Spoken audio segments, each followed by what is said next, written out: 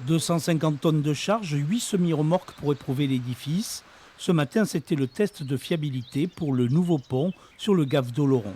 Cet ouvrage d'art construit par le conseil départemental va relier les routes d'Orthès et de Bayonne et permet d'éviter Navarinx en berne des Gaves.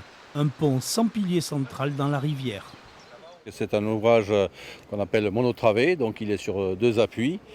Et compte tenu de sa portée de l'ordre de 96 mètres, ça reste, je pense qu'il y a à peu près deux ouvrages comme ça en France. Donc ça a nécessité une charpente impressionnante avec des poutres métalliques de plus de 4 mètres de haut. Et dessus, on a donc coulé un tablier en béton armé. 14 millions d'euros d'investissement, 5 millions pour le pont. C'est un nouvel axe de circulation qui va remplacer le vieux pont de Villenave de Navarinx.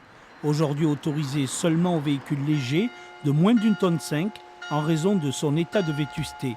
La nouvelle voie de circulation est attendue par les villages des deux côtés de la rive. Ça permettra de fluidifier et de désengorger un certain nombre de petits villages aux alentours de Navarinx et de Villenave de Navarinx. On estime à peu près, une fois que l'ouvrage sera terminé, que la voirie sera terminée à peu près à 4000 véhicules jour.